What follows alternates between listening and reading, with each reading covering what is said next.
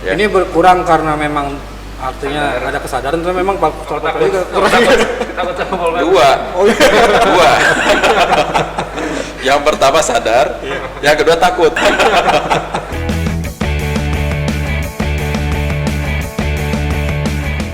Bismillahirrahmanirrahim. Assalamualaikum warahmatullahi wabarakatuh.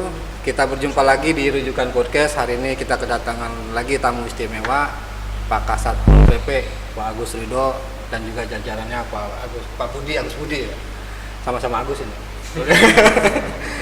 Di samping saya ada Risat, saya sendiri, saya Saiful Ramadan. Kita di ruang studio Rujukan Podcast. Pak Kasat, kita biar efektif waktu kita nih. Yeah.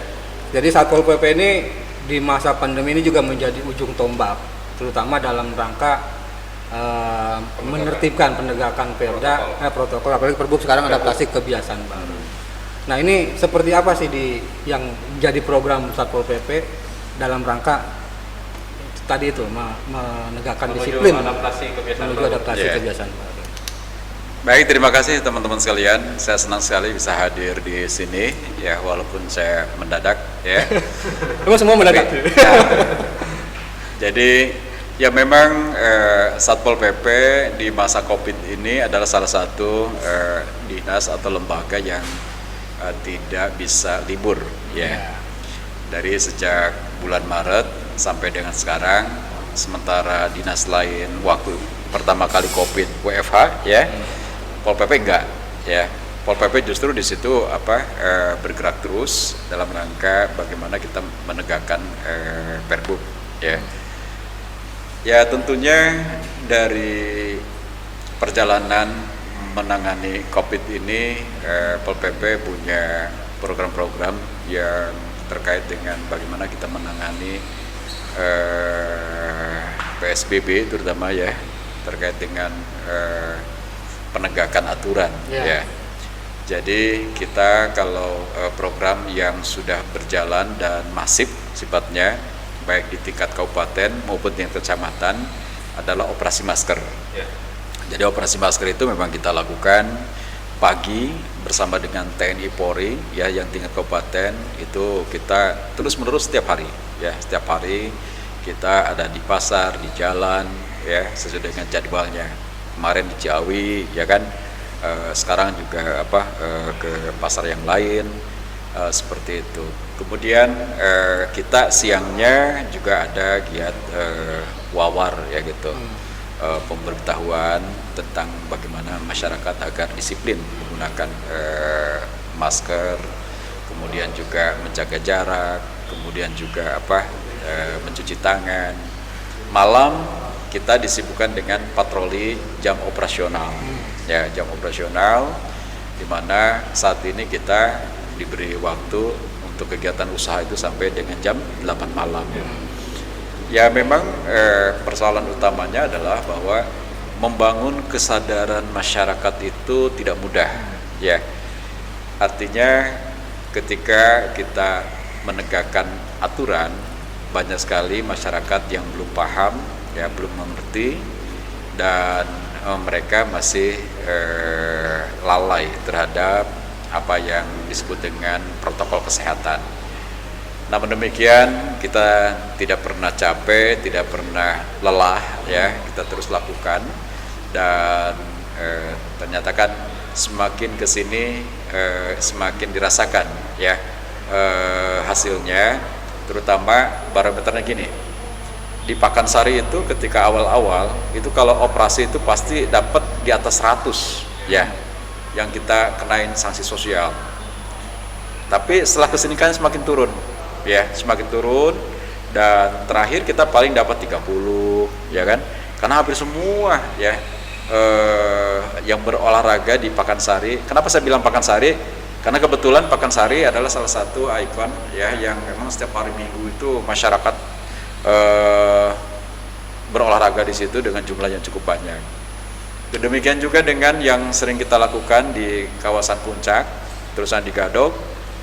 Dulu ketika kita baru memulai itu jumlahnya cukup besar kalau kita turun, ya, dapat yang tidak menggunakan masker.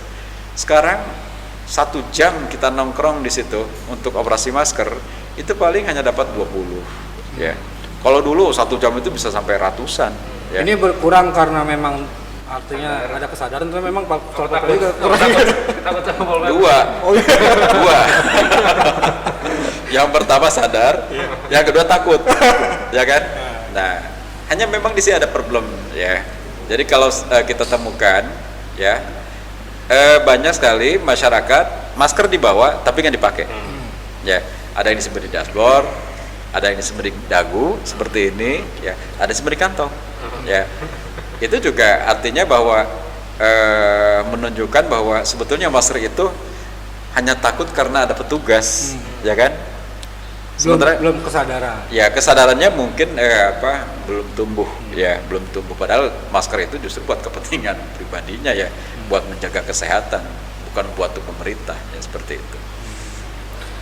Tapi di masa awal-awal itu Satpol PP memang sangat terkenal juga, apalagi pemberitaan juga kan, terutama di puncak waktu ada pelanggar yang sampai sempat diborgol. Itu idenya gimana? Dan itu dikritik. Sebenarnya saya nggak mau lagi ngomongin masalah gitu. Ya, ya memang beginilah ya. Kita terkadang di lapangan suka ada inovasi-inovasi. Ya. Hanya memang anggota terkadang suka inovasi itu nggak terkontrol. Terlalu kreatif. Jadi kalau begitu kan yang repot pimpinan sebelumnya. Ya. Nah jadi yang jelas bahwa kita dari Pol PP terus menerus ya kita lakukan. Dan sekarang ini justru saya sudah sampaikan kepada para kanit di tingkat wilayah, tingkat kecamatan, bahwa sekarang ini banyak sekali kegiatan-kegiatan aktivitas di masyarakat yang berkumpul ya dalam rangka, contoh misalkan sekarang Maulid Nabi. Ini bulannya ini kan bulannya nih ya. Nah ini juga saya sudah sampaikan untuk diantisipasi, diberitahukan lebih dulu ya, lebih dulu supaya para tokoh agama yang menyelenggarakan kegiatan ini bisa memahami dari awal sehingga mereka diingatkan ya jauh-jauh hari. Nah ini kan kalau sudah pelaksanaannya dibubarkan itu juga punya resiko ya. Dan yang kedua tentunya kita juga mengimbau kepada pesantren-pesantren ya yang masih saat ini ada penyelenggaraan kegiatan belajar mengajar ya. Itu juga selalu kita lakukan himbauan untuk bagaimana mereka menerapkan protokol kesehatan yang betul-betul ya. Nah ini memang tantangan kita adalah justru yang ada di daerah-daerah ini ya. Mungkin teman-teman kalau ke kampung pakai masker ya gitu, justru malah kita yang dianggapnya aneh, ya kan? Jadi kalau kita pakai masker ke kampung semua nggak pakai masker, malah kita yang sendirian dianggap aneh ya. Nah ini kan berarti ada satu hal yang masih belum ya tersosialisasi sampai ke akar rumput wilayah terutama ya di wilayah. Walaupun memang kita tahu bahwa di pedesaan, di perkampungan yang sifatnya masih ya katakanlah mereka petani yang berkebun, ya saya pikir agak berjarak, ya kan mereka memang tidak ada orang kan, ya tidak terlalu penting juga ya. Mungkin penggunaan masker pada saat itu, tapi yang paling harus dijaga itu adalah ketika memang di sebuah kampung mereka sedang mengadakan hajatan, kemudian ada kegiatan-kegiatan kumpul-kumpul, itu yang harus dijaga. Sebenarnya sekarang masih boleh nggak sih hajatan? Itu juga jadi pertanyaan. Ya sekarang dengan aturan yang baru ya Pergub kita ya itu kan dibatasi. Jadi kalau sebelumnya kan maksimal 50% dari lokasi dan tempat. Kalau sekarang dibatasi hanya 150 orang ya. 150 orang mau kegiatan sebesar apapun pokoknya maksimal 150 orang. Kenapa? Karena kemarin itu kan ketika kita batasi berdasarkan persentase jumlah tempat, misalkan sekarang lapangan bola kapasitas 2000 dipakai 1000 orang kan gitu ya kan, 50% kan judulnya kan. Kemudian gedung buat 2000 dipakai 1000 orang, kumpulannya kan besar ya. Kalau sekarang enggak, mau untuk 2000 mau untuk 1000 ya pokoknya 150 orang maksimal seperti itu ya. Jadi ya harapkan kepada masyarakat ini bisa mematuhi. Ini semata-mata buat kepentingan mereka juga. Ya, itu. Terus Pak, kan PSBB ini, pra AKB ini masih terus diperpanjang udah keberapa sekarang? Kelima apa keberapa? Kelima kita. Nah terus sampai kapan gitu adaptasi kebiasaan baru itu bisa diterapkan kalau menurut Satpol PP yang ada di lapangan ya? Karena sering ada di lapangan. Iya, kan secara aturan ini berlaku sampai 27, ya kan? 27. Nanti biasanya menjelang habis itu dievaluasi lagi, dan sangat tergantung kebijakan juga di provinsi dan pusat. Sehingga ya tentunya kalau Satpol PP sendiri tidak bisa menentukan ya. Yang menentukan itu adalah ketua Satgas, yang memang dalam ini juga kita akan sangat tergantung dengan pemerintah provinsi ya. Nah, ini. Pak Kasat kemarin dievaluasi dengan Bupati Satpol PP dari 13 institusi itu diminta juga untuk melibatkan Ormas OKP dalam rangka juga penertiban dan ini adaptasi kebiasaan baru. Nah, ini sejauh apa yang sudah dilakukan dan nanti peran mereka itu seperti apa gitu sehingga tepat juga gitu. Jadi gini, Bupati bintang pada kita untuk melibatkan organisasi kepemudaan. Ya, sebetulnya lebih kepada partisipasi, ya kan, masyarakat, ya, partisipasi masyarakat. Karena kan kalau secara kewenangan nggak boleh yang namanya OKP melakukan tindakan, ya, itu nanti menyalahi aturan. Tapi kalau membantu pemerintah turut serta mensosialisasikan, mengedukasi kepada masyarakat, boleh, ya. Nah, dalam ini kita sudah mencoba mereka dilibatkan kemarin di Gadog, kemudian di Pakansari, tapi mereka hanya mendamping, ya. Jadi mereka lebih kepada mengedukasi, mensosialisasikan kepada para pelanggar, ya. Tapi yang melakukan tindakan tetap harus Pol PP, tidak boleh, ya, nanti salah. Nah, tentunya dalam ini saya juga cukup senang ya gitu ketika teman-teman pemuda ikut serta di dalam kegiatan penanganan COVID. Ini kan sebagai sebuah bentuk peran masyarakat membantu pemerintah ya. Jadi itu sudah kita lakukan ya, sudah kita lakukan. Jadi mereka dibatasi hanya untuk membantu mensosialisasi. Sosialisasi saja. Ini sampai ke tingkat desa atau hanya di perkotaan? Jadi prinsipnya gini, kalau di tingkat kabupaten kita libatkan yang tingkat kabupaten. Kalau yang tingkat kecamatan, tentunya kan mereka punya yang disebut dengan ranting. Ya.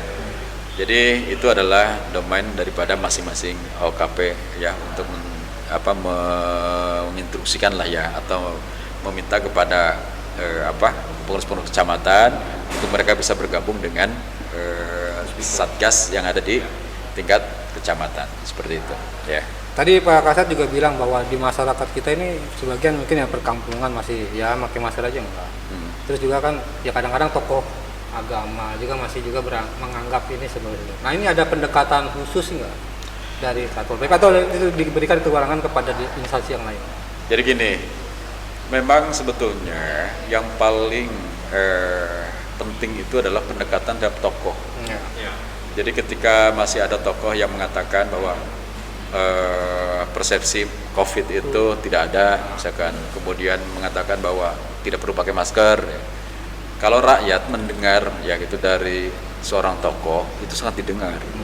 Makanya dalam hal ini tentunya peran pemerintah, terutama di tingkat wilayah, ya. Ini perlu melakukan pendekatan terhadap para tokoh tersebut, ya, sehingga si tokoh tersebut paling tidak bisa menahan diri, yang kedua bisa membantu, ya kan, menyampaikan bahwa menggunakan masker itu penting, menjaga jarak itu penting, kemudian cuci tangan penting, ya, protokol kesehatan itu perlu dilakukan. Nah inilah sebetulnya masih menjadi PR, ya, menjadi PR. Dan saya kira saat ini Bupati sudah memerintahkan kepada para camat ya untuk di setiap wilayah kan yang tahu di setiap wilayah itu tokoh-tokoh mana saja yang ada di wilayah, ya yang tahu adalah pihak kecamatan. Jadi kalau saya tentunya dalam ini sesuai dengan ininya ke Kanit, ya Kanit Polpek Kecamatan untuk juga mereka membantu. Tapi kalau kita kan sebetulnya lebih kepada bagaimana penegakan aturan, ya penegakan aturan COVID. Gitu. Aturan yang sekarang ini kalau pelanggar itu Pak Kasat, biar masyarakat juga tahu nih, kalau melanggar kakak nggak pakai masker dan segala macam, apa sih sanksi yang diberikan? Yang jelas kan di dalam aturan itu kalau tidak menggunakan masker adalah didenda 100.000 atau sanksi sosial. Sanksi sosial itu bisa dalam berbagai bentuk, ya dalam berbagai bentuk yang memang tujuannya untuk membuat jera ya kepada para pelanggar. Tapi untuk pelaku usaha ini juga punya konsekuensi yang lebih berat. Kenapa? Karena ancamannya adalah bisa didenda dari mulai 50.000 sampai ke 50 juta ya. Nah ini tentunya buat pelanggar ini menjadi ya pelaku usaha mesti berhati-hati ya gitu, jangan sampai nanti terkena yang sampai 50 juta kan ya, seperti itu. Dan saya harapkan ke depan ya, walaupun sekarang saya lihat masyarakat pelaku usaha ini udah mulai terbiasa ya. Contoh misalkan jam 8 tutup, hampir rata-rata semua tutup ya. Untuk pelaku usaha yang memang diatur ya, seperti kuliner ya kan, rumah makan, resto, kafe ya, kemudian mall ya, kemudian minimarket, semua jam 8 tuh hampir rata tutup. Walaupun masih ada kayak warung-warung kayak pecel lele ya gitu. Pecel lele tuh paling susah itu ya. Karena dia bukanya maghrib kan ya gitu, jam 5. Nanti kan petugas juga kalau habis selesai makan ini, dia makan di mana kalau iya. Pak Kasat, ini kan anggota juga banyak yang ketika menjalankan penertiban ini berinteraksi langsung dengan. Nah ini resikonya berat. Sejauh ini bagaimana kondisi mereka? Ada juga yang terpapar informasinya. Yang pertama ya tentunya memang selama ini kita selalu sosialisasikan kepada anggota kita untuk selalu mematuhi protokol kesehatan. Dan yang kedua, kita juga melakukan rapid test secara berkala. Jadi kemarin juga sudah dilakukan rapid test, ada 4 orang yang positif, tetapi setelah di swab ternyata alhamdulillah negatif. Ya, jadi memang ya petugas ini rentan sekali, karena kan kita selalu berhubungan dengan di lapangan ya, dengan kerumunan orang, kita selalu berkomunikasi dengan orang. Jadi ya saya sementara ini baru bisa melakukan ya kepada mereka bagaimana mereka bisa menjaga dengan menggunakan masker ya kan, kemudian menggunakan peralatan yang kita punya ya. Nah ini tapi alhamdulillah sih sampai hari ini kita masih ya aman lah ya, masih belum ada yang positif. Ya mudah-mudahan seterusnya ya gitu. Barangkali cukup ya, mungkin sekali sebagai penutup Pak Kasat menghimbau kepada masyarakat supaya menerapkan adaptasi kebiasaan baru. Ya, saya berpesan kepada masyarakat Kabupaten Bogor, tentunya kesehatan bukan segala-galanya, tapi segala-galanya tanpa kesehatan tidak ada apa-apanya. Untuk itu, mari kita jaga ya di masa Covid seperti ini untuk kita saling menjaga, patuhi protokol kesehatan, dan mudah-mudahan semua sehat selalu ya, dan bersemangat terus, jangan bosan bahwa hari ini kita masih terus berperang ya melawan Covid, dan kita tidak bisa melihat makhluknya seperti apa, tapi yang terlihat adalah buktinya kan, buktinya ada ya, orang meninggal karena Covid. Saya kira itu saja dari saya. Terima kasih atas dukungan semua masyarakat, media ya gitu, dan semua komponen yang kita bahu-membahu bagaimana kita berjuang melawan Covid ini. Saya kira demikian. Demikian perbincangan kita dengan Pak Kasat Pol PP. Sampai ketemu lagi, dan jangan lupa terapkan protokol kesehatan dalam keseharian kita semua. Terima kasih. Assalamualaikum warahmatullahi wabarakatuh. Waalaikumsalam warahmatullahi wabarakatuh.